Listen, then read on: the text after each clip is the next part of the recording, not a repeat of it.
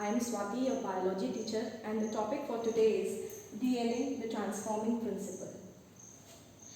Nowadays, it is established fact that DNA is the carrier of genetic information and the transforming principle.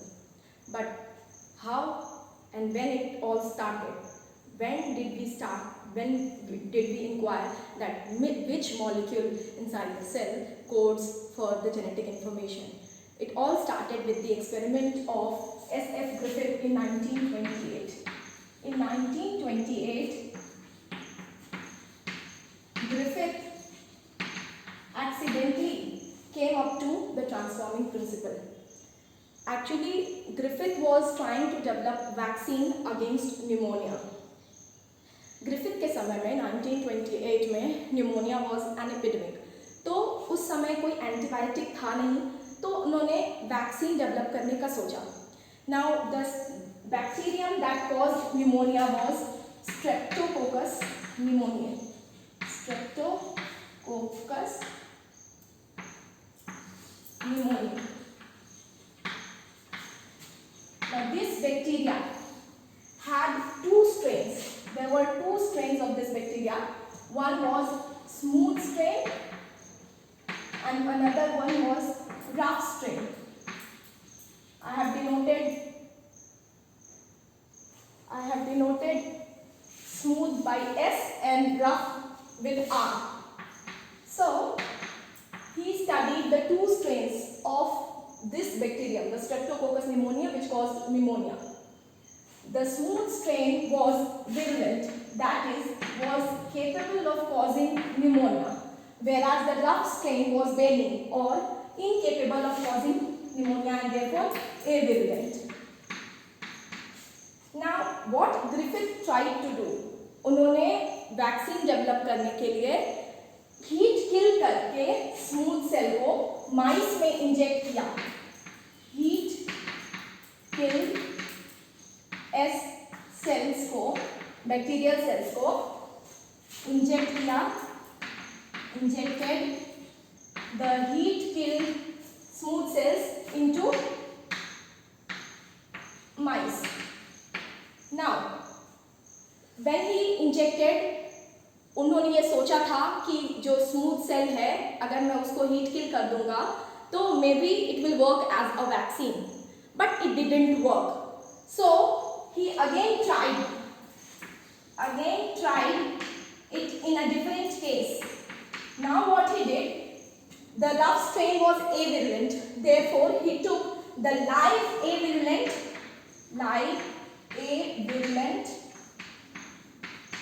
rough cells plus heat killed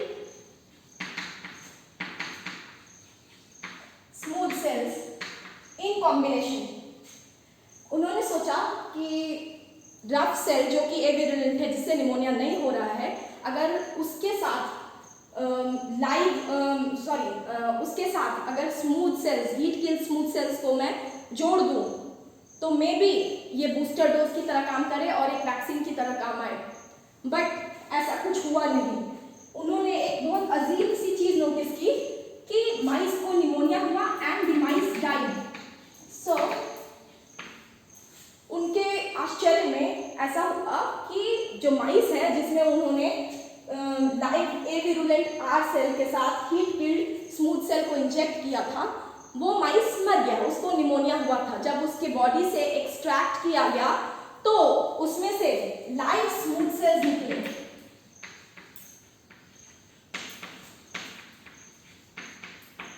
live smooth cell strain जो है वो virulent था, यानी कि उन्होंने extract किया तो पता चला कि माइस के अंदर लाइव एस सेल है. पर ये कैसे हो सकता है?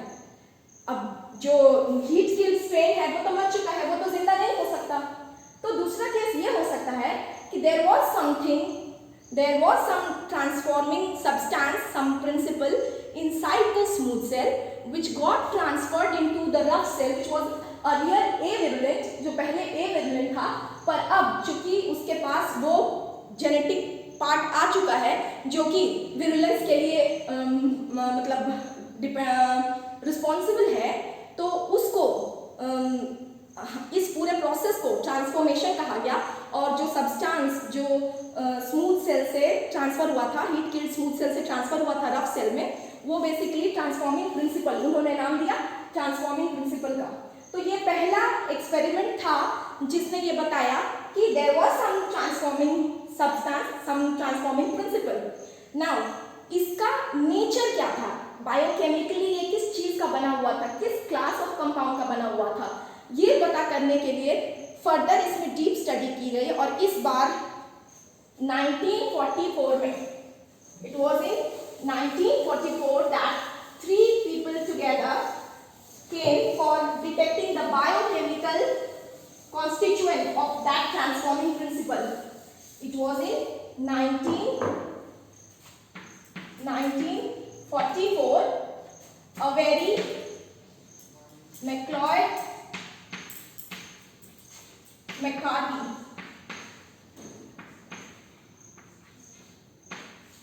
These three, they tested the transforming substance and told us and informed us and established that that substance was of nucleic acid, that was DNA. Now what they did was, उन्होंने heat killed smooth cell का solution 3 अलग test tube में लिया।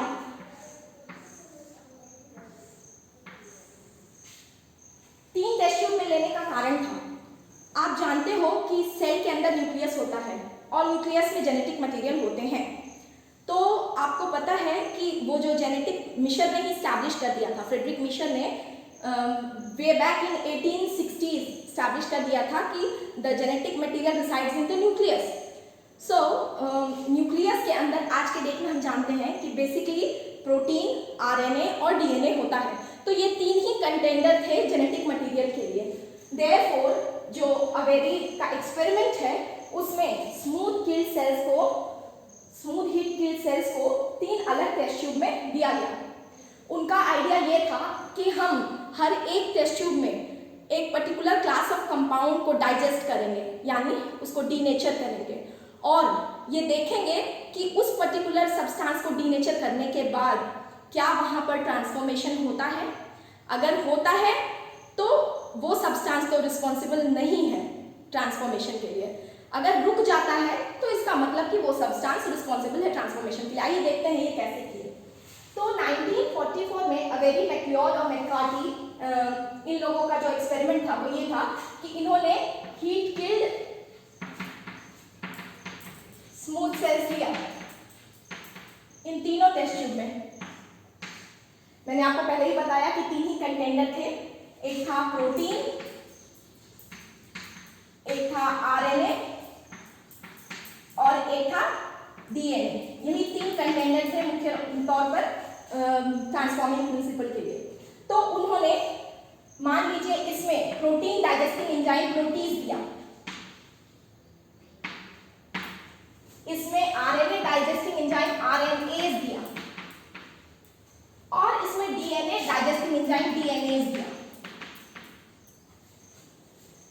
तो इस heat killed cell के अंदर ये एक्सपेक्ट कर रहे हैं प्रोटीन डालने के बाद कि प्रोटीन सारे डीनेचर हो जाएंगे, टूट जाएंगे। उसी तरह से आरएनए डिस्ट्रॉय हो जाएगा इस वाले टेस्ट ट्यूब के हीट किल्ड सेल का और इस वाले टेस्ट ट्यूब की हीट किल्ड सेल का डीएनए डिस्ट्रॉय हो जाएगा।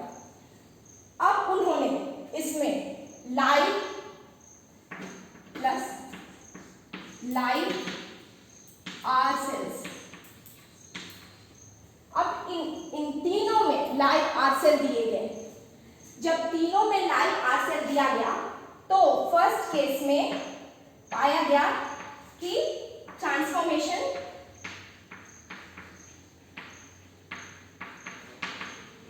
हुआ, occurs.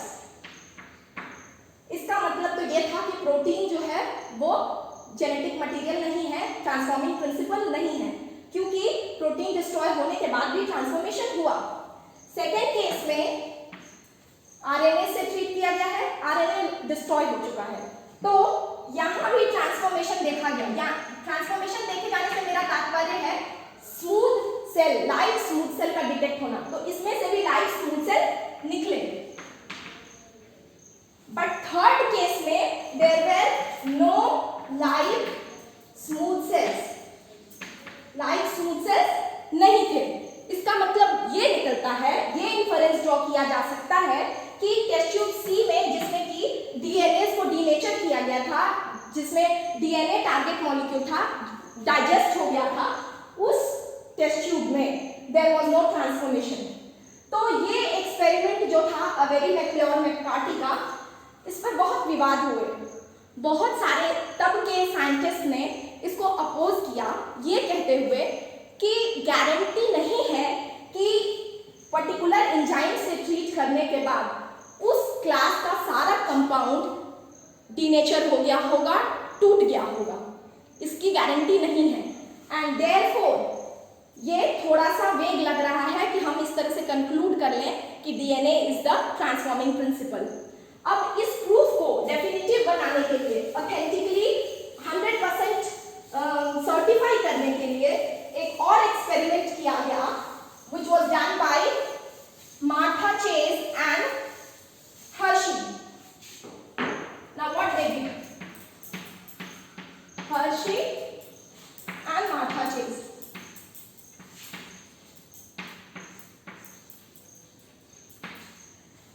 Hershey and Martha chase के एक्सपेरिमेंट में there was an important element called bacteriophage. Bacteriophage, T-type bacteriophage उन्होंने लिया था। Now T-type bacteriophage देखने में ऐसा होता है, उसका एक हेड होता है, उसका एक टेल होता है और उसके अंदर जेनेटिक मटेरियल होता है। जेनेटिक मटेरियल डीएनए ही होता है बैक्टीरियोफेज में, और ये प्रोटीन कोड है इसका। Now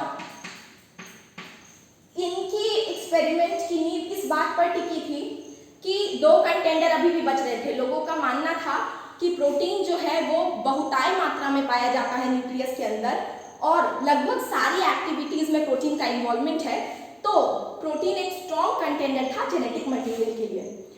ऐसे में मार्था चेज और हर्शे ने जो एक्सपेरिमेंट सोचा, उसमें ये था कि वो बैक्टीरियोफेज के कल्चर को दो जगह बांटेंगे।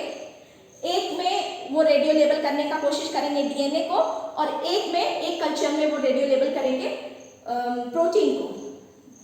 तो हम पैरेलली दो सिचुएशन ड्रॉ कर लेते हैं। यहाँ पर रेडियो लेबल करेंगे डीएनए और यहाँ पर रेडियो लेबल करेंगे प्रोटीन को। चूंकि बैक्टीरियोफेज में डीएनए और प्रोटीन यही दो कंस्टिट्यूएंट होते हैं, इसलिए हम मान के चल रहे हैं कि और कोई पॉसिबिलिटी हो नहीं सकती। डीएनए को रेडियो लेबल करने के लिए P32 का यूज किया गया। ये फास्फोरस का रेडियोएक्टिव फॉर्म था। उसी तरह से प्रोटीन को रेडियो लेबल करने के लिए S35 का यूज किया गया। तो प्रोटीन का कंटेंट होता है सल्फर और फास्फोरस फाउंड होता है डीएनए में। इसी प्रिंसिपल पर जब उन्होंने काम शुरू किया, तो मान लेते हैं कि दो सॉल्यूशन थे। एक सॉल्यूशन को उन्होंने रेडियो लेबल किया है प्रोटीन के लिए। अब प्रोटीन के लिए रेडियो लेबल किया है का मतलब क्या होगा कि ये जो प्रोटीन कोट है इसमें रेडियो एक्टिविटी होगी। उसी तरह से डीएनए को रेडियो लेबल करने का मतलब है कि बैक्टीरियोफेज का जो डीएनए है ये रेडियो लेबल होगा।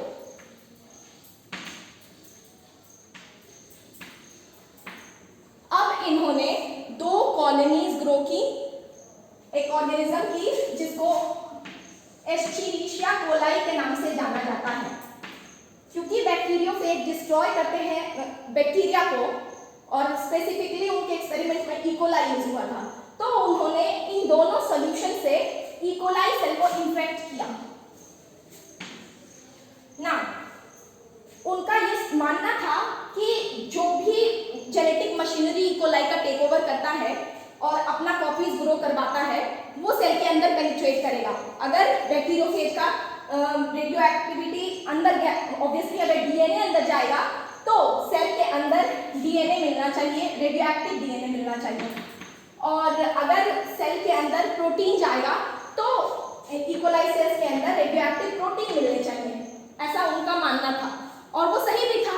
सिंपल सी बात है कि जब हम जेनेटिक इंफॉर्मेशन कैरियर अंदर घुसेगा इकोलाई के, तभी तो पता चलेगा कि मशीनरी टेक ओवर हुई है, कॉपीज बनाए जा रहे हैं बैक्टीरियोफेज के।